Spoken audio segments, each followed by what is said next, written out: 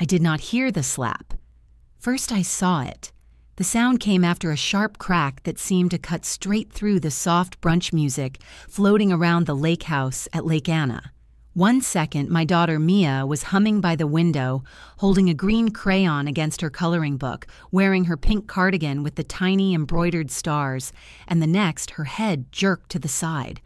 The crayon flew and a piece of the waffle she had been nibbling tumbled onto the floor. She froze, her cheek turning red, her eyes wide and confused. My sister Sloane stood over her with a smile so controlled and polished it could have been scripted for one of her charity videos. Like mother, like daughter, both are useless. She said it lightly, almost sweetly, like she was offering a compliment. Gerald, our father, leaned back in his chair and actually laughed under his breath. Diane. Our mother sighed the way she always did when I inconvenienced her, as if the betrayal was not the slap across a 6-year-old girl's face, but Mia daring to sing loud enough to be heard. The brunch table glittered with champagne flutes and tiny plates of fruit and whipped cream. A caterer carried a tray of omelets past us. The scent of oranges and coffee filled the air. Somewhere outside, water lapped gently against the dock. No one moved. No one said a word. This was supposed to be a legacy weekend, a celebration of family, of progress, of how far we had come. That was what Sloane announced when she welcomed us. Her linen outfit pressed her voice warm and falsely generous. She had spent the morning directing the caterers like a movie producer, laughing too loudly whenever one of her husband's colleagues told a joke, making sure every angle of every room was staged for the filmmaker she hired to create a highlight reel. I had been seated near the far end of the long table, tucked between the kids and a decorative plant, where no one would notice me. Mia had wandered a few feet away, humming a song she made up about boats shaped like stars. She does that when she feels happy. She sings. And Sloane hates anything she cannot control. When the crayon landed near my foot, I felt something inside me split in two. The part of me that wanted to scream was drowned by the memory of every time I did scream as a child and the silence that followed. Sloane folded her arms, tilting her head like she had just corrected a misbehaving puppy. Gerald actually smirked. She needed to learn some shame, he said, and lifted his glass. The humiliation settled around us like humidity in July, sticky and heavy and impossible to ignore. I walked toward Mia slowly, afraid that if I moved too fast I would shake. Her little hands trembled as she pressed her palm against her cheek. Her eyes were shiny with tears. She was trying not to cry. I picked her up and she buried her face into my shoulder. That was the moment I noticed something I had ignored before. Near the chandelier above the long table, a tiny microphone was clipped to the metal frame. A thin cable ran down the beam and disappeared behind a vase of white roses. Earlier, Andrew Sloane's husband mentioned that he had set up ambient audio capture for memories, a keepsake, he said, for family history. At the time, I thought it was ridiculous, just another way Sloane turned her life into a staged campaign for admiration. But now, the idea of that microphone recording everything, every word, every laugh, every insult, made the room tilt slightly. Sloane followed my eyes, and for the first time, her smile flickered. It lasted less than a second, but I saw fear break through her shiny surface. And then something even stranger happened. When I stepped back from the table, holding Mia close, I saw a folder sticking out of Sloane's planner, half covered by a napkin. I recognized the top sheet printed with neat columns and bold numbers, donor follow-up list. Under it, I caught the name Cedar and Birch Family Fund, and next to it, a pledge amount written in black ink, $50,000. A second line said Westham Trust with another number, $37,425. A third line said Riverside Rotary with $25,075. I did not understand everything yet, but I understood one thing clearly. This weekend was not about family. It was about money and image, and the version of herself she needed the world to believe. I felt weak for a moment, the kind of weak that comes after years of being told to sit quietly. But as I turned away from the table, something steadier rose up in me. I did not raise my voice. I did not curse. I did not threaten. I whispered softly into Mia's hair and walked toward the door. My hands were shaking as I helped her put on her little shoes. Before we left, I passed the counter where Sloan had stacked brochures for her nonprofit glossy pamphlets about empowering children to express themselves. Mia had a tiny sticker in her pocket, a gold star she carried everywhere. Star for courage. She pressed it into my hand. I placed it gently on the top brochure and walked out without looking back. I did not need revenge that morning. I needed distance and something more powerful than screaming. I needed proof. I grew up learning how to be small. I learned it in quiet rooms where voices dropped whenever I walked in. I learned it in the kitchen when Diane said my voice carried too much, and Gerald would add that polite people never needed to speak loudly. I learned it at every birthday table when Sloan blew out the candles while I sat at the corner seat with a paper plate and plastic fork, because nice things were always for someone else. When I tried to sing as a child, I was told to save my voice for church. When I tried to laugh, I was told the neighbors could hear. The rule was always the same. Be quiet. Do not need anything. Do not draw attention. For a long time, I believed that was normal. I believed families had a favorite child and a child shaped like space. When Mia was born, I promised myself she would never feel that way. She was color and movement and songs that she made up on the spot. Sloan used to say that Mia was too loud and too dramatic and too emotional, the same things she once said about me. I tried to brush it off, but those small jabs collect inside the chest until breathing feels like swallowing stones. After the slap at Lake Anna, I went home with a calm that did not feel like calm. It felt like ice. I tucked Mia in her bed, kissed her cheek, and sat at the small kitchen table, staring at nothing. My phone buzzed. A photo of the brunch appeared in the family cloud album. Sloan had already uploaded her curated memories. Everyone smiling sunlight across the water plates of fruit-polished forks. I tapped the photo. My stomach clenched. Mia was not in it. She had been sitting right next to me, but in the picture, the edge of her dress had been cropped out. I opened another photo. Same. Another. Same. I checked the metadata. The edit trail showed adjustments just minutes before upload, and the username field was blank, which meant someone had manually cleared it. The room felt loud, even though no one was talking. I scrolled back through older albums. Last Thanksgiving Christmas dinner, a spring picnic. Every time Mia was in the frame, she had been cropped out. I sat there for a full minute without blinking. It was one thing to speak cruelly, but erasing a child from photos took effort. It was planning. It was a decision. That was twist one, the moment I saw what Sloan had been shaping for a long time. Not just humiliation, but absence, as if Mia did not count. I copied the original metadata files and saved them to an external folder with a name that did not mean anything, just a random string of letters. I did not need a plan yet. I only needed proof that I was not imagining what was happening. The next morning, I drove Mia to school, waved at her from the drop-off lane, and went to work at the accounting desk in Charlottesville. I stared at spreadsheets until my eyes throbbed. At lunch, I scrolled through old messages. That was when I remembered the piano lesson money. Sloan once told me she needed a short-term loan so her daughter could attend a new piano academy. My card had covered the tuition. It was $1,200. She promised she would pay me back the same month. That was a year ago. I opened my banking app, scrolled to the Zelle record, and saw the memo line. Family help. No date. No repayment. No record of return. It was just one more thing that sat on my chest like a dumb weight. It was not even the amount. It was the way she always assumed my money and my time were part of her life. But I was never invited into her world unless she needed something. The women I worked with talked about groceries and coupons and medical bills and taking care of parents. They knew how money shaped real life. $1,200 could be groceries for a month gas, for weeks, new shoes for a growing child. It mattered. That night, I told Lena, my friend and neighbor, what happened at the lake and about the cropping and the missing money. She listened without interrupting. When I finished, she said one sentence.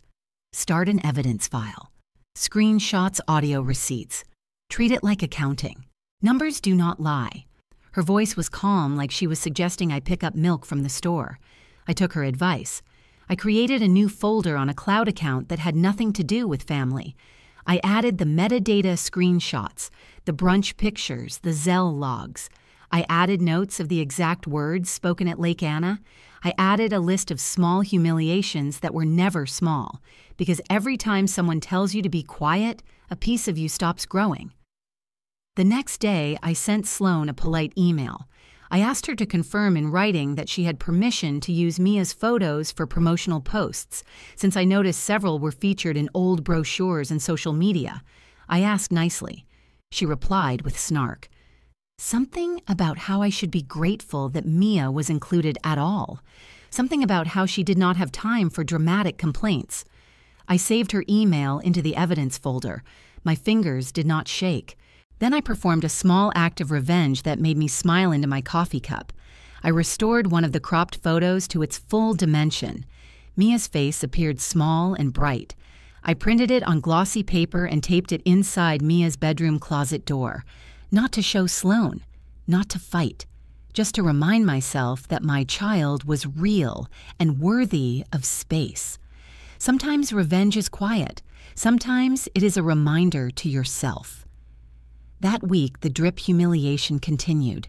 At Sunday dinner, Sloan announced that her daughter won first place in a piano recital, then turned to Mia and said that some children were too noisy for music. Gerald laughed. Diane pretended not to hear. I swallowed my anger and passed the salad. After dessert, I said I needed to leave early. On the drive home, my hands gripped the wheel so tight my palms hurt. When I put Mia to bed, I sat in the dark and whispered that she was brave just by being herself. Then I opened the evidence folder again. Something had shifted inside me. For the first time in my life, I did not shrink. I did not apologize. I did not question my own memory. I looked at Mia asleep, her hair messy and her cheeks still round with childhood, and I understood something simple. Every cruel comment I endured, every humiliation I swallowed, she would taste too, unless I stopped it. So I did not stay quiet. I did not let it go. I saved every proof. I wrote everything down. I did not know that the evidence I collected would eventually cost Sloan $112,500 in lost donations. I did not know it would ripple into her career and her friends and the people who once praised her. But that night, as I saved the last file, I knew one thing with complete clarity. I was done being erased. Mia would never be small, not while I was her mother. I thought the slap would be the last humiliation, yet the house kept offering smaller cuts that lasted longer. At sunrise, Sloan staged a family photo session under the balcony, where lake lights scattered across the ceiling. I hovered behind Mia while she held her sketchbook. When the photographer waved the children forward, she stepped in and lifted a shy hand. Sloan glided over and guided her by the shoulders, as if moving a vase.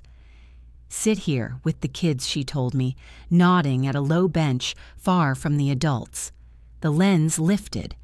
In the next frame, a taller cousin hid her face so only the bow on her cardigan showed. Perfect, the photographer said. Great, Sloan said. Someone clapped. I swallowed the old taste of metal. During brunch, Sloan floated with her phone raised like a flag. She wanted candids and proof that we were grateful to be inside her story. Mia whispered a tune while she colored a green boat. I felt the room lean away from her sound. Across the deck, Sloan snapped 3 fast photos of Mia tapped, pinched, and typed. A cousin near me grinned at his screen. He tilted the phone when I asked. On a private thread labeled Family Donors, Sloan had posted a square crop of Mia mid-syllable with a caption that read, "Too noisy." Laughing reactions bubbled up the screen. My hands went cold. The names matched the follow-up list I had seen in her planner. Sloan typed again, adding a photo of me reaching for Mia's hand. Training starts young, she wrote. I wanted to take Mia home, but walking out without proof would turn the story back on me. Then a mistake arrived. Sloan meant to tag a cousin at an agency. She typed too fast and tagged Cedar and Birch Family Fund instead the foundation she had been courting for months. For a breath, nothing happened. Then a notification popped. Cedar and Birch replied with one word cute. A donor had been pulled into a private joke about my child. I raised my phone and took a screenshot. I took another of the caption and a third of the member list, saved them to a hidden album, and mailed them to my cloud. Sloan froze. Her smile stayed, but her thumb moved, scrubbing the tag and editing the post. It did not matter. A trace already existed. People returned when the photographer asked for one more shot. Sloan lifted Mia away from the center and set her near my bench without looking at me. "Sit with your mother," she said, and the word mother landed like a verdict. Aunt Bev laughed. Uncle Nate slid his chair an inch, as if sound could stain his jacket. Gerald said some children were performers who did not understand the value of silence. Diane murmured that I confused attention with love. I felt heat in my chest, but I did not raise my voice. I brushed Mia's hair back and promised we would draw a map of the lake at home.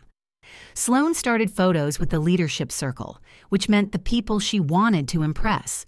Her phone pinged again. Cedar and Birch had not stopped at cute. A private message asked what the joke meant. A moment later, a name from Westham Trust liked a post and then unliked it. The air thinned. What began as a private humiliation had turned into a professional risk for Sloan. She would frame it as playful and ask people to delete. People rarely delete. They archive. I excused myself and took Mia to the dock. I told myself to make one move that was small, lawful, and mine. "Are we in trouble?" Mia asked. "Not today," I said. "Today we find a place that wants to hear you." Back inside, I registered Mia for a community sing class at the church downtown. The form asked for a payer and a contact. I paid the fee and entered my number. Then I sent a short note to the program coordinator and copied the public inbox for Blue Springs. I wrote that Mia had been discouraged from singing at a family event and that we were grateful for a space that nurtured young voices. I attached the receipt. I did not accuse anyone. I did not name the caption. I let the implication drift like a scent that would not wash out. Soon after, a form message arrived from the Blue Springs inbox about media releases and guidelines. No one signed it. I saved it. At lunch, Sloan passed printed photo strips from the morning. In every strip, Mia had been cut to the margin or removed. I held one strip to the light and saw the faint ghost of her sweater edge. Erasing a child takes work. You crop and crop again. You pretend the empty space looks better. Later, Sloan projected a grid of highlights onto the outdoor screen. One tile carried the same caption, "Too noisy." The words sat like a label on glass. Some looked at me and then down. Gerald said, "The truth can sound harsh." Diane lifted a spoon and kept her gaze on the bowl.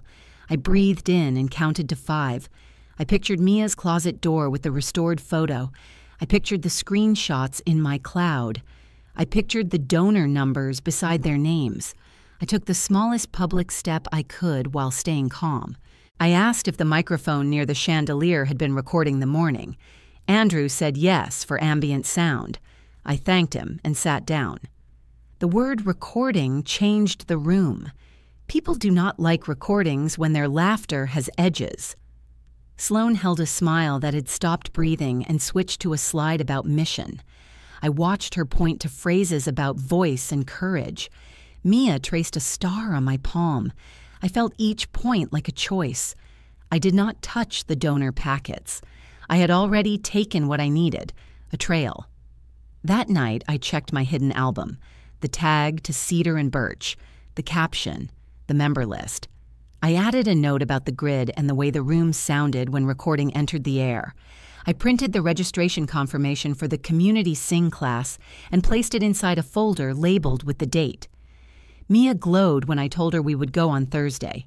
She asked to bring her green crayon. I said yes. The hurt still burned, but it had changed shape. It no longer felt like a wall. It felt like a rope I could pull. I made a promise in the dark. I would not argue with them. I would not try to win the room. I would let their own words carry the weight. When the moment came, I would be ready to press send. By the end of July, the pattern no longer needed explanation because everyone in the family had memorized their lines. Sloane threw dinner parties as stages where she could rehearse charm and sharpen her comments until they sounded like kindness with the edges pulled in. I sat near the corner of the long oak table with Mia beside me, drawing a sunflower in her notebook while the grill hissed outside. Gerald poured wine for donor Julian Pierce, who had flown in from Charlotte. Julian was known for pushing arts programs toward bigger stages and bigger checks, and Sloane wanted him to see her as his next success. She nudged the conversation toward nonprofit leadership and casually announced that some people in the family lacked follow-through. She glanced at me and smiled as if nothing had been said. Julian asked what she meant, and she told a story about a parent who forgot permission slips and confused meeting times. She never used my name. She just said that certain family members created chaos and made the organization look careless. Gerald tapped his glass and said, "You always make us look small, Kayla." The room nodded as if choreographed. I wanted to ask him when silence had turned into shame and when my small mistakes became entertainment, but the words stayed in my chest. Later, Mia asked why people laughed when we were not telling a joke, and I told her grown-ups sometimes forget how to be kind. Sloane passed out calendars for the coming gala season. She spoke of sponsorship tiers and potential guests. Julian said children's stories always move donors. Sloane lifted her glass and said, "True tragedy sells hope if you frame it well." I felt my stomach twist. After dinner, I walked Mia to Diane's guest room, where she slept on a quilt printed with flowers. I sat beside her until her breathing steadied. Outside, the hallway smelled like old cedar and leftover garlic. A strand of laughter drifted from the living room. I collected our things and stepped outside for air. The moon hung over the driveway, making the asphalt look like dark water.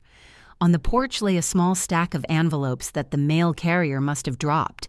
One had my name and address in neat print, and one had a company logo from the event venue. The top envelope did not have my name. It belonged to Sloane, but the mailman had left it at my door. I turned it over.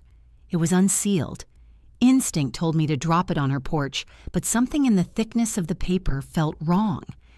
Inside was a draft of her gala speech, printed on letterhead. A line at the top read, "Talking points for donors." I read until my hands trembled. She planned to open with a story about a brave child who overcame a noisy and broken background. The child's name was listed as Mia M. The speech described Mia's resilience and how the program gave her a safe space to learn silence and discipline. She had lifted Mia's voice while pretending to silence it. She had packaged humiliation into marketing. I folded the speech and placed it in my folder. I felt a quiet rage that did not demand shouting. Instead, it asked for witnesses. At home, I sat at the small desk beside the window and opened my laptop. I searched the state nonprofit registry for Blue Springs filings. Annual reports and contracts were public. I scrolled until I saw something that made my shoulders tighten. A performance incentive clause awarded Sloane a bonus of up to $10,000 if the gala hit the target of $250,000. I had always suspected her kindness pointed toward the nearest check. Now I saw the numbers. I read more. Travel expenses listed under consulting fees linked to a shell company owned by her friend. Weekly reimbursements for venue scouting and branded tote bags. It was clever and legal until someone asked questions. I printed the page and added it to my folder. Evidence moved slowly, but it moved. The next morning, I dressed Mia for school and packed her favorite snack. After drop-off, I drove downtown and parked near the venue where the gala would take place. The manager's desk sat behind a wall of glass where posters showed bright children holding violins. I asked whether I could confirm insurance coverage for any children who might be photographed at the gala. The manager frowned and said she would get back to me. I left my card and thanked her. It was a simple request, but it forced paperwork to surface. If coverage was missing, someone would have to explain why. Later, I wrote a polite email, just 2 sentences asking the same question, and copied the inquiry's inbox for Blue Springs. I did not accuse anyone. I signed my name and hit send. That afternoon, I saw a notification from the venue. They needed documentation for minors who might appear in promotional materials. They copied Sloane and her coordinator. For the first time in weeks, I felt a breath of control. At dinner time, Diane invited us again, and I agreed, because running makes you look guilty even when you are clean. When we arrived, the table felt colder. Sloane pushed a plate toward Mia and whispered, "Eat quietly." Gerald asked if I had considered moving back home, as if that would fix everything. Julian complimented the menu, and Sloane credited her leadership for the peaceful atmosphere. I watched her face as she checked her phone. The venue manager had replied again, requesting confirmation of signatures and releases for children. The room hummed with low voices. No one knew why, but I saw panic flicker at the edge of her mouth. She looked at me the way someone looks at a mirror that shows a hairline crack. Back at home, I printed the gala speech and placed it beside the performance clause. I added notes about the dinner comments and dates stamped everything. I was building a timeline. Each page was a stone in a wall that would eventually stand by itself. A week later, the venue manager called and asked if I had copies of the original releases. I said no and suggested she ask Blue Springs directly. Moments after we hung up, I received an email from the coordinator who sounded flustered. She wrote that all releases were being updated and that media guidelines would be revised. She tried to sound confident, but her sentences tripped over each other. In the evening, Gerald stopped by my door. He said the family was tired of my attitude and that I should remember who kept the world moving. I told him I remembered every word. He called me careless again and drove away. It used to hurt. Now it sounded like evidence. I opened the folder and looked at the speech. Mia was portrayed as a success story for silence. She was never asked. I folded the paper and whispered to the empty room that silence would speak soon enough. A part of me wanted to send everything to Julian, but the time was not right. First, I needed the venue to flag a problem. Then I needed the donors to feel uneasy. Humiliation had been their currency. Truth would be mine. That night, I wrote a journal entry about the first time I learned to swallow my voice.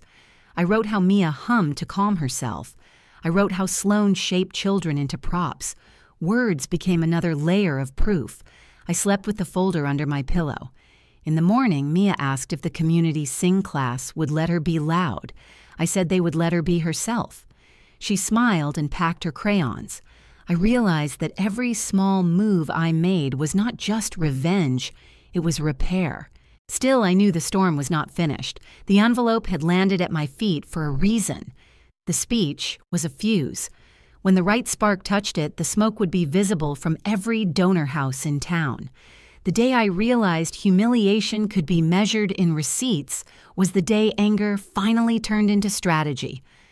I drove to Lena's apartment on a wet Tuesday morning in early August with a folder of printed screenshots pressed under my arm. Her living room smelled like coffee and cinnamon, and the blinds were half open so the light drew stripes across her gray sofa. She worked part-time for a small accounting firm and always said numbers tell the truth even when people lie. I opened my laptop and she opened hers, and we sat side by side like two students preparing for an exam that no one else knew existed. I created a spreadsheet titled Evidence Ledger, and she typed the first column audio timestamps. The second column collected screenshots. The third stored metadata. The fourth held Zelle logs. Every entry became a stone on the same road. Lena listened to the audio from the brunch and shook her head when Sloane's voice came through saying, "Teach her shame." I watched her eyes narrow at the word shame. She said that one word would haunt a room full of donors. I uploaded the screenshots of the meme caption "Too Noisy" and the trace that linked Cedar and Birch by accident. Each file went into the ledger with a date and a short description. I added the gala speech draft under narrative misuse.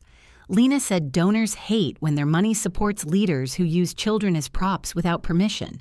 She was not angry yet. She was doing math. Then we opened the public nonprofit filings. Some reports were straightforward. Others had red flags. Rental expenses appeared 3 times under different names. Travel costs repeated in amounts that seemed rehearsed. Lena found consultant fees paid to a company registered to Sloane's close friend. The friend worked in marketing, but the invoices read leadership coaching. The amounts made sense only if someone wanted to move money without leaving fingerprints. Lena checked the state database for the company. It listed a home office in Short Pump, the same area where Sloan had bought a townhouse last spring. The mortgage for that place would not be small. I remembered the day she bragged about her new Range Rover. She said the organization had partners who supported excellence. It sounded like a mantra, she told herself. Now I saw the notes. Down payment invoices matched vendor payments in Blue Springs filings. Donor funds had become car keys and granite countertops. The rage I felt in my stomach cooled into something sharper. I thought about the people who wrote small checks from their kitchen tables believing they were helping children sing. I thought about Mia's quiet voice being turned into a sales pitch. Every number told me this was not just cruelty. It was theft dressed as charity. Lena leaned back and said, "This is bigger than a slap. This looks like mismanagement." I asked if it was illegal. She said, "It depends on intention and records, but donors will not care about the difference. They will feel betrayed." The ledger grew row by row. We added every insult, every caption, every financial clue. It looked like a map of a hidden world that only children and accountants could see. I realized humiliation left fingerprints. When we finished, Lena saved the file in the cloud and backed it up twice. She said once the board sees this, they will choose reputation over family. I nodded because I wanted it to be true. That night, I went home and printed the most suspicious pages. I slipped them into the folder under the speech. The folder was getting heavy. I placed it on my dresser and stared at the sticker Mia had given me after her community sing class. It was a gold star with a smiling face. She had said it was for courage. I thought about how silence had become my armor. Courage could be quiet too. The next morning, I decided to send a message that would feel harmless and yet sting. I ordered 50 sheets of star stickers online. I sent them to the Blue Springs office addressed to HR with a note that read for the children. The package cost less than $20. The effect was priceless. 2 days later, Sloan texted me a single line asking if I had lost my mind. I did not reply. Gossip does not need answers. It feeds on silence. By the weekend, Diane called to ask if I was trying to ruin family peace. I told her peace built on humiliation was not peace. She hung up. I added that to the ledger under verbal intimidation. Lena laughed when she saw the entry. She said if we ever needed a timeline of cruelty, it would be the most organized timeline the board had ever seen. In early September, the Community Sing program held an open rehearsal. Mia stood among children who rocked gently while singing a lullaby. Her voice trembled at first, then grew steady. I recorded a few seconds for the ledger, proof that she was not too noisy, proof that she was simply a child. After rehearsal, a volunteer whispered that Blue Springs had received a strange package of stickers, and the office was buzzing. Rumor said HR wanted to know who sent it, and some staff believed a donor was making a silent protest. I smiled. A quiet joke could pry open a very loud door. When I returned home, I found another envelope in my mailbox. This time, it had my name. Inside was a glossy brochure for the gala. The design showed smiling children in soft light. I searched the tiny print and found a line that said images used with permission. I knew it was a lie. Mia had never signed anything. I placed the brochure beside the speech draft and wondered how long the narrative could survive when truth kept knocking. Later that night, I looked at the ledger and saw how far I had walked from that brunch. Each humiliation had become evidence. Each insult had become data. Lena said donors do not forgive when their name is dragged into a scandal. They will want someone to blame. Sloan will pretend she was misinformed. She will say office mistakes happened without her knowledge. But her name was on the filings. Her face was on the brochures. I sat at my desk and wrote a short letter to myself. You did not start this war. You are ending the silence. I folded the letter and placed it under the folder. I whispered the numbers out loud. $250,000, $10,000 bonus, mortgage payments, Range Rover, consultant fees. Every time I spoke a number, I took something back. I sent a copy of the ledger to a private folder labeled Storm. I knew the storm was close because lies move fast, but truth does not need speed. It needs weight. And I had gathered enough weight to crack the walls she had built. In mid-September, the air changed, and with it my sense of balance. Clouds pressed low over the neighborhood, and every morning smelled like leaves beginning to rot. I woke to a message from Diane, filled with clipped sentences that tried to sound like concern. She asked if I was spreading rumors about her eldest daughter and said people in the community were starting to ask questions. She warned that ugly behavior never ended well and that family should protect family. When I did not answer, she sent another message saying, "We could cut you out of the will if you do not stop whatever you are doing." The word will made my stomach tighten. I did not want their money, but the threat was meant to hurt, and it landed. For a moment, I felt like a child again, standing outside the circle while they whispered. I saved the message to the ledger and told myself that fear was part of the trap they built. 2 days later, Sloan appeared on a small live stream inside the private family donors chat. Her hair was perfect, and she spoke in a soft voice that trembled just enough to look sincere. She said she was devastated by recent lies and that someone was twisting a moment of discipline into abuse. She called it a smear campaign and said certain family members were unstable. A few donors typed hearts and prayers. Someone wrote, "Be strong." I watched my name become a shadow on a screen. I wanted to yell that she had slapped a child and turned that act into a joke, but yelling would only feed her narrative. When the live stream ended, I sat alone in the kitchen with the lights off. Mia was asleep with her crayons under her pillow, and I wondered if I was becoming the villain in everyone's story. Doubt crept in like a cold draft. What if no one cared about the truth? What if humiliation was invisible unless it came with bruises? I closed my eyes and breathed. The ledger sat on the table glowing from the laptop screen. Evidence does not disappear just because lies are loud. Still, the loneliness felt heavy. Later that week, Gerald called as I walked to pick up Mia from school. His voice was sharp. He said people admired Sloan and that I was embarrassing the family. He asked why I could not be content with a quiet life and warned that if I kept chasing ghosts, he would make sure I learned a lesson. He hung up before I could speak. I felt my knees soften, but I kept walking because Mia would be waiting at the school gate with her drawing. When she saw me, she ran and wrapped her arms around my waist. Her voice was small but steady. She asked if we could get ice cream and sing on the way home. I nodded. That night, I lay awake replaying the threats and the live stream. I imagined them celebrating while I drowned in silence. Anger flared and faded. Then the phone rang. I almost did not answer because the screen showed an unfamiliar local number. A soft voice filled the line. She introduced herself as Mrs. Caldwell, a small donor who had attended the brunch at Lake Anna. She said she had been testing her phone camera that day and had accidentally live-streamed a portion of the event to her private page. She had not realized what she captured until she read some of the recent whispers. She said, "I saw it and I heard it. The slap, the laughter, the words teach her shame." She said she believed the truth needed a witness and she was willing to give me a short snippet. For a second, I could not breathe. This was not family gossip. This was an outsider, a donor, someone whose voice mattered more than mine. She sent a small audio file and a short video clip. When I played it, the kitchen air held still. The sound of the slap, the intake of breath, the awkward chuckles, and Sloan's voice calling Mia too noisy. I thanked Mrs. Caldwell with my whole heart and saved her message to the ledger. I added her name to the witness list. The doubt inside me weakened. The wall had a crack now and light could get in.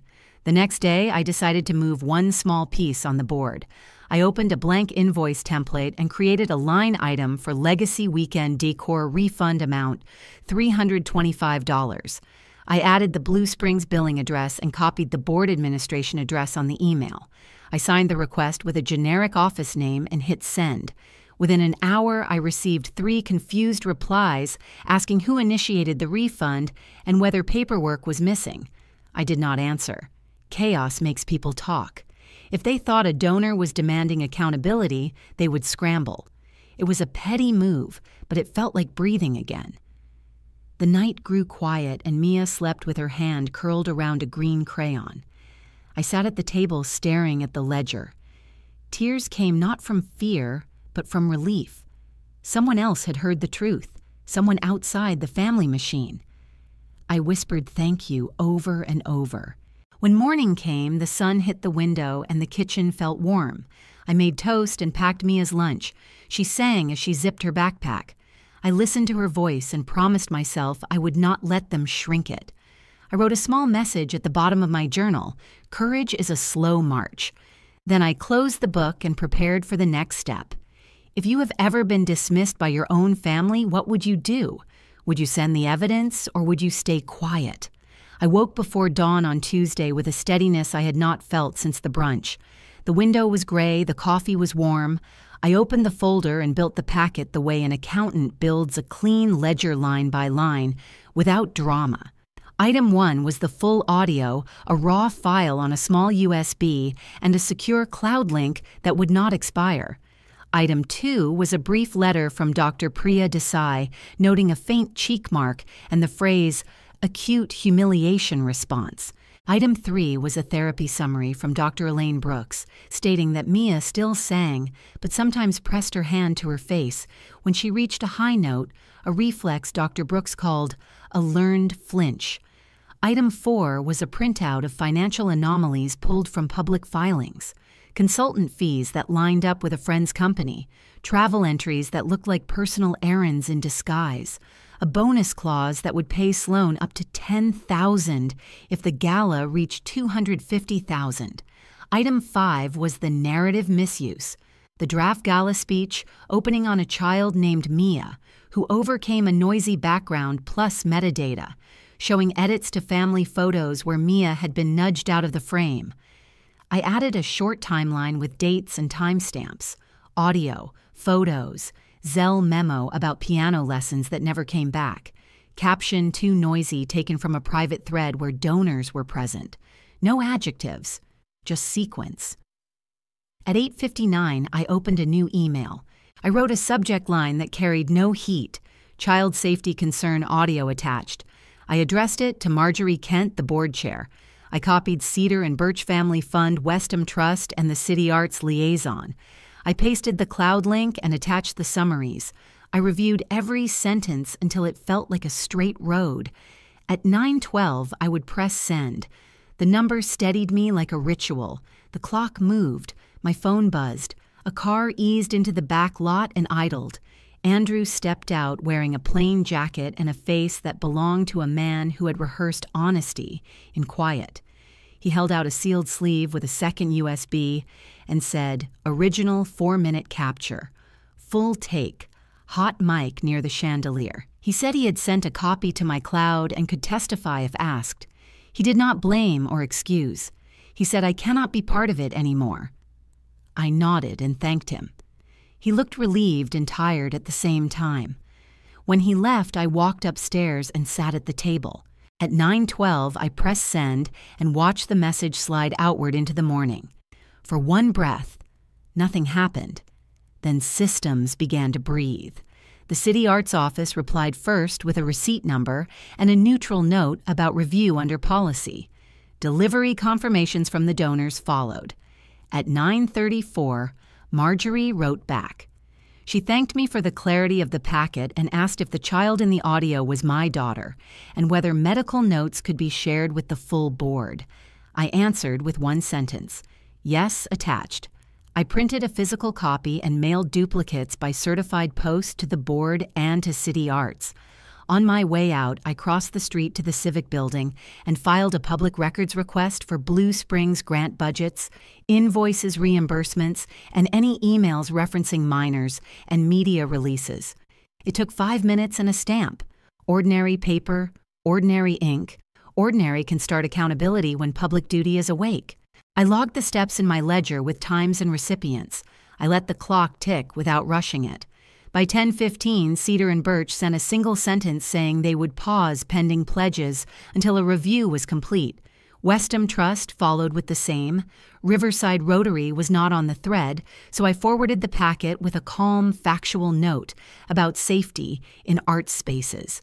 I did not write Sloane's name. The audio carried names on its own. I saved each reply as a PDF and felt the room grow wider. Evidence makes air. I stood in the kitchen and reminded myself to drink water, then kept going. At 10:32, Sloane began to text. There were no questions, only commands. Retract, clarify, apologize. She wrote that donors were fragile and that I had no idea how much harm I had done. She suggested lawyers. She said Mia would suffer when people learned what her mother had become. I saved the thread to the ledger and did not reply. People who lean on fear expect to be fed. I had decided to feed the record instead. Silence toward threats felt like a kind of fasting that cleared the air. Near 11, the City Arts liaison asked for a 7-minute call. She confirmed the location and date and asked if I would permit the board to hear the complete audio. I said yes. She thanked me for the orderly materials and said counsel would be briefed because the clip involved a child and a public duty. Her careful tone soothed me. Systems can be cold and still be kind. After the call, I checked my cloud and confirmed Andrew's file had landed. I played 6 seconds. The slap was a fact, and facts do not blink. I labeled the file and added Andrew to the witness list. By noon, Marjorie scheduled an executive session for 3. Payroll access might be frozen while the review began. A statement could follow within 2 days. I wrote back that I would be available by phone and thanked her. I looked at the gold star sheet on Mia's desk and placed a single sticker on the corner of the packet. It felt simple and exactly right. At 1, I picked up Mia from school. She asked what I did today.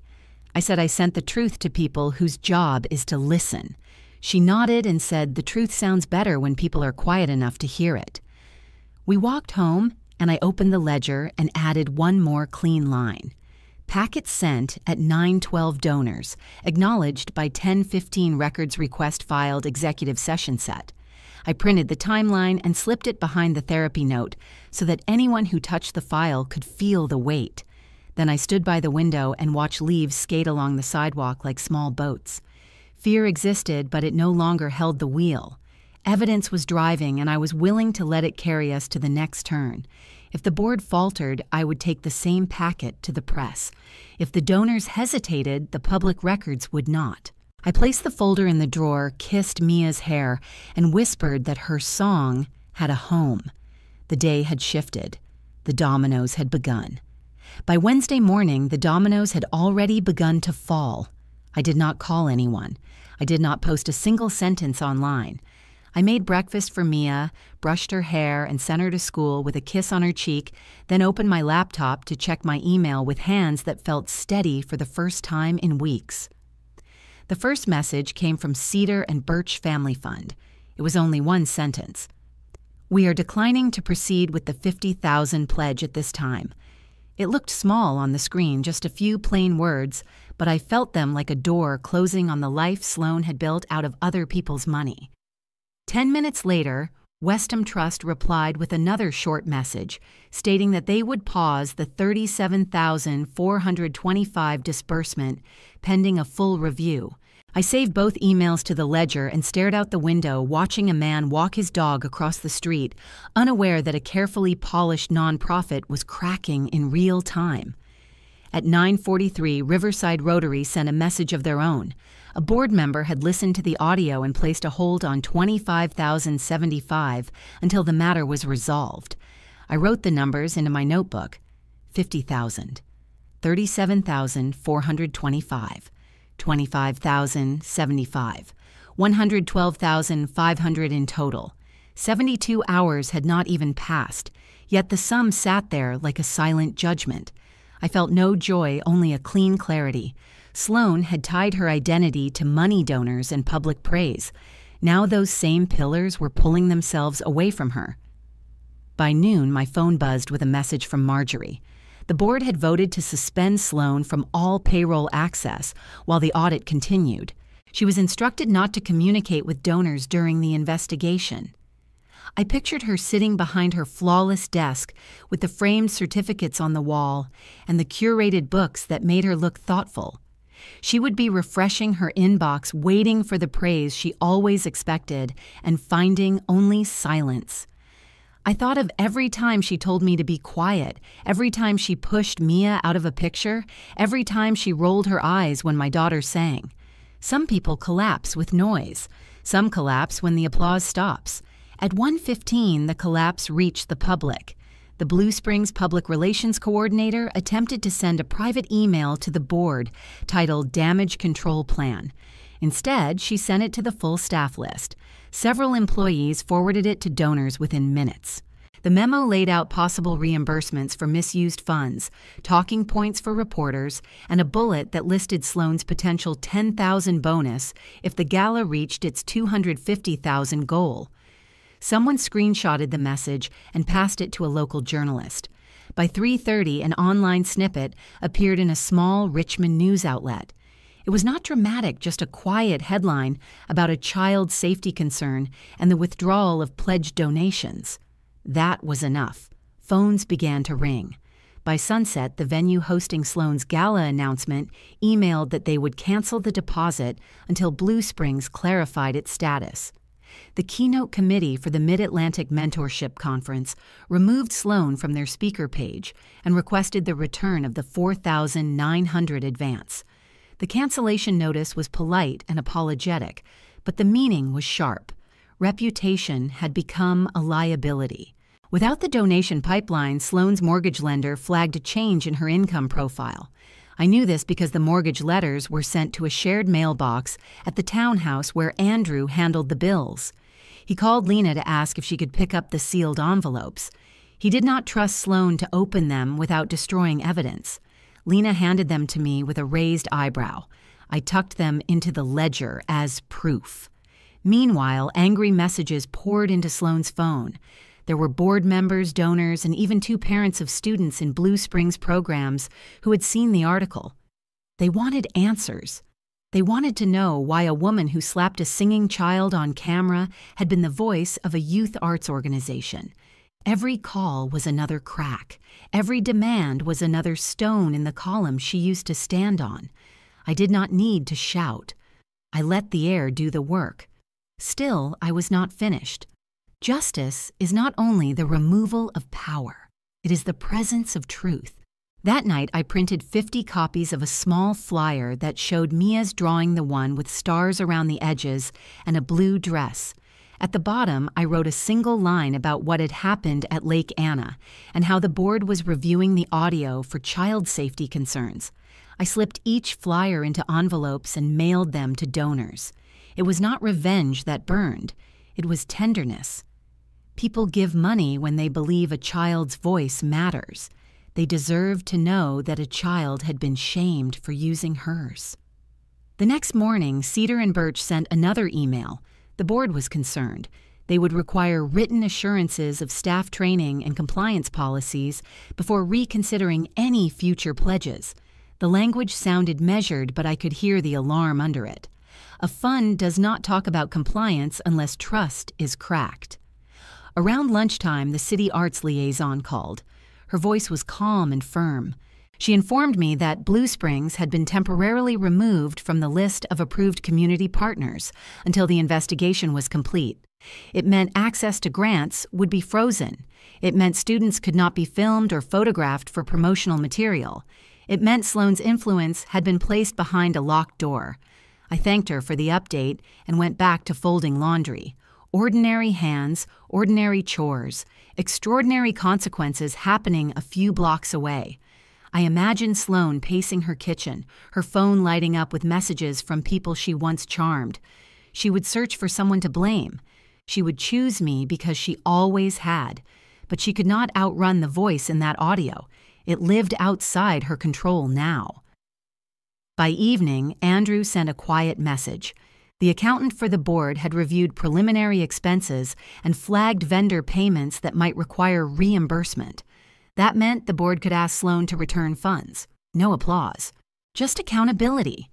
I sat on the couch and watched Mia draw a picture of a little girl with a microphone in her hand. The drawing had bright yellow stars and a tall blue sky. She hummed while she worked. Her voice sounded as clean as the air after rain. When she finished, she handed the picture to me and said, "This one is for the kids who sing." I hugged her and whispered that the world was a better place when she used her voice. Justice had begun with a single file sent at 9:12 on a Tuesday. 112,500 gone in 72 hours, a canceled keynote, a frozen payroll, a public article, the collapse of a tower she built on pride. I breathed out long and steady. The wind outside lifted the curtains. Somewhere in the city, phones were still ringing. That was enough. On Friday afternoon, the air in Richmond felt tight with summer heat and tension. I walked up the steps of the Arts and Schools Initiative building, holding a simple folder in my hand. The building looked plain on the outside glass doors, old brick, a flag hanging motionless, but inside it carried the weight of decisions that shaped funding and reputations. The board had called a public review session for Blue Springs. Anyone on the approved list could sit in. I took a seat near the back, near the aisle where I could breathe. The room slowly filled. Some wore name badges. Some looked curious. A few held tablets or small notebooks. Andrew entered quietly and sat 2 chairs away without saying a word. He looked tired, but his face held a calm resolve. When the clock struck 3, the doors closed. Marjorie called the meeting to order. Her voice was steady, but there was a note of gravity in it. She explained the session was for public review of concerns regarding child safety and donor integrity at Blue Springs. Sloan stood at the front table. Her hands clasped her jaw tight. She wore a blazer that looked more like armor than fabric. When her eyes met mine, there was a flash of panic and anger, a storm behind a polite smile. The board began to speak about procedure. They reviewed the complaint, the audio attachment, and the flagged financials in formal language. Then Marjorie asked the tech staff to play the submitted recording through the speakers. There was a small click, a moment of silence. Then the brunch room filled the chamber. You could hear silverware glasses, laughter. Then Mia sang soft and bright the same way she used to sing in our kitchen while stirring pancake batter. The room listened. The laughter on the recording shifted. Then the slap sounded, a sharp crack that cut the air. Mia's cry followed, and then Sloane's voice clear enough to shake the walls. "Teach her shame." People in the audience sucked in their breath. A woman in the second row raised her hand to her mouth. An older man shook his head slowly. Phones lifted, not to post, but to record the moment for evidence. When the audio finished, the room sat in silence. The kind of silence that does not need commentary because the truth had spoken without assistance. Sloane tried to adjust her blazer, her face losing its practiced expression.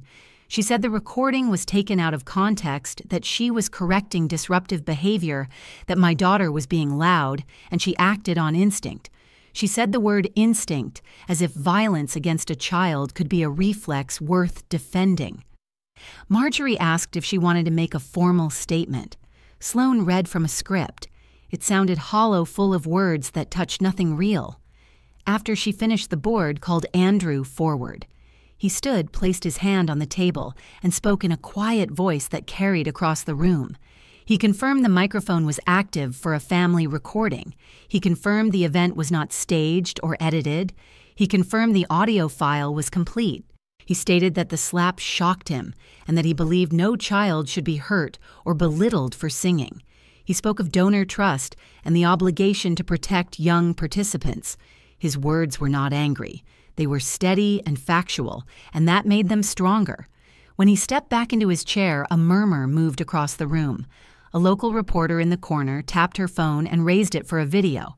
She nodded to her colleague and whispered something that sounded like live stream. Within minutes, the clip of the meeting began appearing online. Not dramatic, just truthful. The story reached a small Richmond news station. They posted a short segment on their website. No sensational words, just facts. Audio of a slap, a child crying, a nonprofit leader laughing. The board asked the accountant to approach the front. She carried a stack of printed documents and explained the flagged entries, consultant fees that linked to a friend's business, travel that looked like personal errands, a possible bonus tied to reaching the gala fundraising goal. The room listened with stiff backs. Sloane kept her eyes fixed on the table. I watched her fingers tremble. She had spent years controlling the narrative. A child punished for joy, a sister belittled for speaking. But now the narrative belonged to numbers and audio and witnesses. Facts do not bow. When the accountant finished, the board voted unanimously to freeze Sloane's payroll access pending completion of a forensic audit. The coordinator at the far end typed notes so fast the keys sounded like rain. Sloane tried to object. Her voice rose, but the board maintained procedure. They reminded her this was not a judgment. This was an official review. Another vote followed. Blue Springs programs involving minors would be placed on temporary hold. All promotional materials would be reviewed for consent compliance. Teachers and parents in the audience nodded, some with relief, some with sadness. They had trusted a leader who failed a child at her own table. I sat still and breathed slowly. The air felt heavier, but also cleaner. Justice often moves quietly until it hits the moment of sound. This was that moment. A man in the back spoke without being asked. He said he had donated to Blue Springs for years and had believed in the mission. He said he felt betrayed.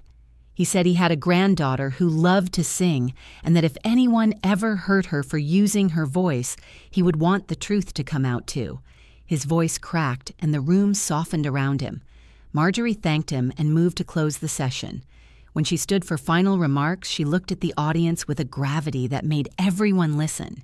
She said the safety of children in art spaces is not negotiable. She said donor trust is built on truth.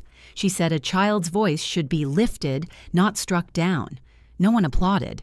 Respect does not need applause. It needs action. After the meeting ended, people filed out slowly.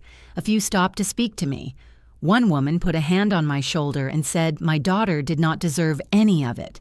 I thanked her and walked out into the sunlight. Andrew stood near the steps. He handed me a small envelope. It contained the printed transcript of his statement along with a simple message. For Mia, singing is courage. Then he turned and walked away, shoulders squared, face gentle. That night, the live stream clip spread further. Comments appeared online from people who did not know me, did not know Mia, but understood the sound of a slap and the sting of shame.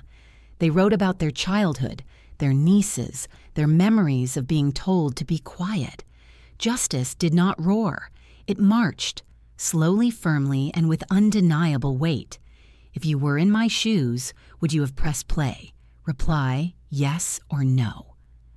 The Monday after the hearing felt calm in a strange way. I went to work like it was any ordinary morning.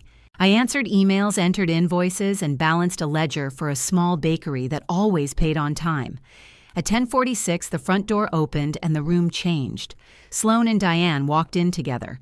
Sloane's hair was pinned tightly, her eyes stiff with sleepless glitter, and Diane clutched her purse like a shield. They asked the receptionist for me and then stood near my desk as if they still owned the right to invade my space. My co-workers looked up with curiosity, sensing tension in the air.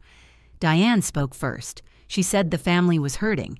She said I had made things worse than they were.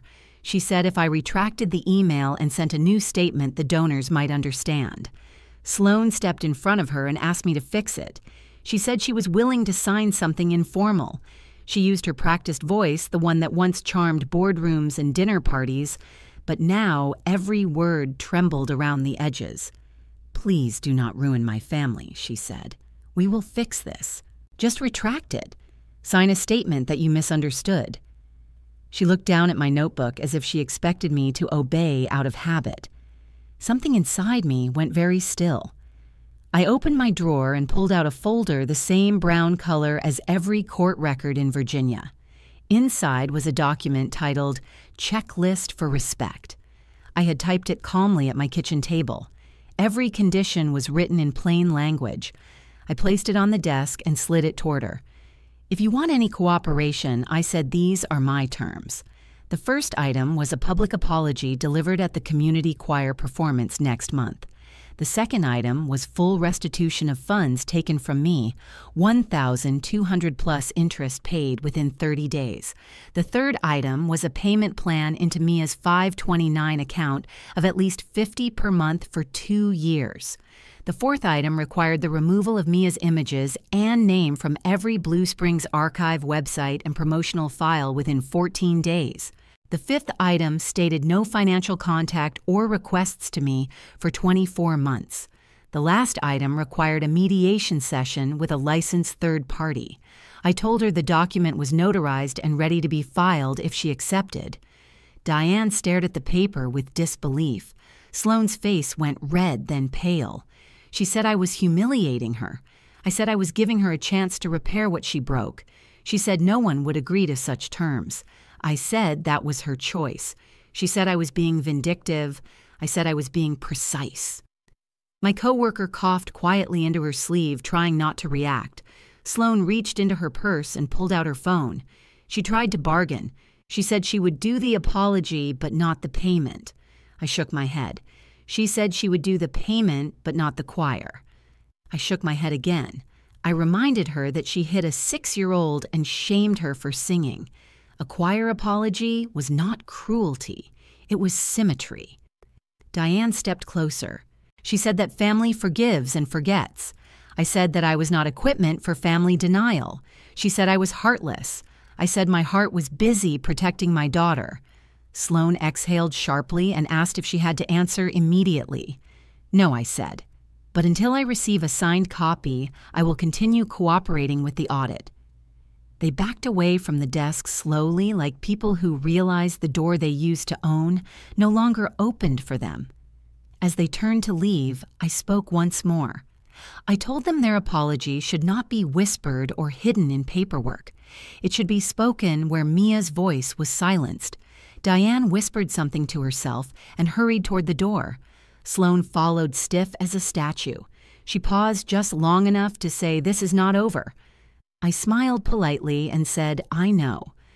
Later that afternoon, I made a small phone call. Nothing dramatic. I reached out to the organizer of the mentorship conference. I told her that since the keynote fee of $4,900 had been refunded, I could donate the same amount toward a community arts emergency fund under Mia's name. She agreed with delighted surprise. The conference posted a short thank you on their website. It did not mention Sloane. It mentioned Mia, age 6, lover of songs and crayons. That same evening, I emailed the director of the children's choir in our neighborhood. I asked if the kids could perform a short piece at the next community arts night. She said yes. She asked if any child wanted a short solo. I sent Mia's name. The following week felt like a series of quiet earthquakes. The forensic audit unearthed more troubling expenses. The board discussed restitution. The local paper printed a calm article about nonprofit oversight and child safety. The air around town hummed with whispers. Sloane's name no longer carried shine. It carried caution. One afternoon, Andrew stopped by the office. He stood in the hallway holding a single document. He said he wanted to add his signature to the confession that he had withheld the full audio at first. He said he was tired of watching truth bend. He signed with a simple stroke and handed the paper to me. It felt like the sound of a chain coming loose. Without Andrew's public support, Sloane lost her last line of defense. Her PR stories collapsed. Her excuses went dry. The board no longer treated her like a misunderstood leader. They treated her like a liability. On Thursday evening, I received an email from the City Arts liaison. The board would require reimbursement of certain funds pending legal review. If Sloane refused, they could pursue civil action. That meant her mortgage, her car, her savings, all under pressure. Justice was not loud. It was balanced like a ledger. Restore what you took. Return what was not yours. At home, Mia colored another page of stars. She hummed a tune she had made up by herself. I sat beside her and breathed easier than I had in months. The phone buzzed again. Sloane had sent a single line, "I will sign." It was not an apology. It was an admission that the world she once ruled was slipping from her hands. The next morning, she met me at the notary office. No makeup, no confident posture. just a tired woman holding a pen. She signed every line: the apology at the choir, the restitution, the payment plan, the removal of Mia's image, the no contact rule, the mediation. Her signature shook slightly. She looked up at me and asked if this would make it stop. I told her it would begin the repair. She said she never thought I would stand up to her. I said she should not have given me a reason to. When she left, the notary stamped the document. I placed it into the ledger. One more line toward closure. Justice did not need to be cruel. It only needed to be fair. The final weeks unfolded like a quiet storm. News about the committee hearing spread beyond our neighborhood. The Arts and Schools Initiative released a formal statement announcing that Blue Springs would begin a full internal audit and that Executive Director Sloan Whitaker would be placed on indefinite leave pending the results. The statement was careful and measured, but everyone understood the implication. When organizations speak in calm sentences, they are preparing serious steps. A few donors issued their own notes to local newsletters. They wrote about child safety, nonprofit transparency, and the importance of respecting the families they serve. No one mentioned Sloan by name, yet every sentence felt like a mirror held up to her choices. Within 10 days, the forensic audit team delivered their preliminary findings. The board convened again and voted to seek restitution for misused funds, including donor money that had slipped into personal accounts and consultancy fees tied to a friend's company. At least one donor filed a civil claim through their attorney requesting damages and demanding that the nonprofit refund pledged contributions. Local media updated the story in small articles that were matter-of-fact and free of drama. In a way that hurt Sloan more than sensational headlines. It meant no one needed exaggeration to understand what she had done. The mortgage lender for the Short Pump townhouse sent a letter requesting escrow review due to change in employment status. Without her position and bonus expectations, Sloan was forced to consider selling.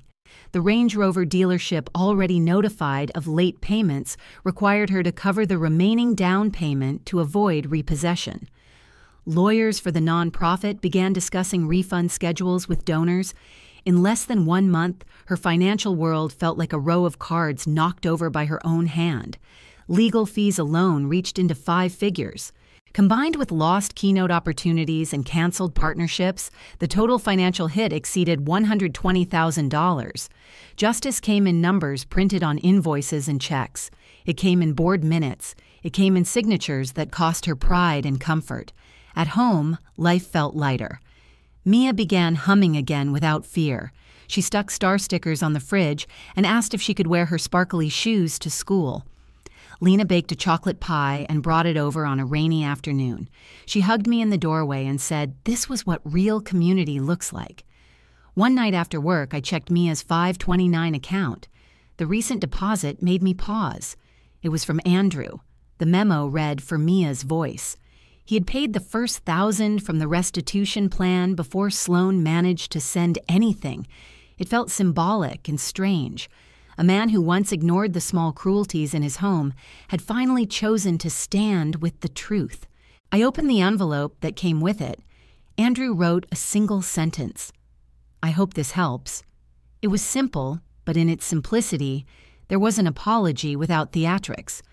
A week later, the board chair released a gentle public statement thanking community members for their courage in speaking up. She did not identify anyone, but people in town understood what those words meant. Mia performed at the Community Arts Night on a warm Friday evening. The children stood on a small wooden stage under soft lights. Kayla stepped forward for one tiny solo line. Her voice shook a little, then steadied, and the audience clapped with a warm kindness that did not feel like pity. It felt like witnesses welcoming a child back to the space stolen from her. I sat in the front row, hands clasped, breathing slowly for the first time in months. When the performance ended, strangers came up to say thank you for speaking up for your daughter.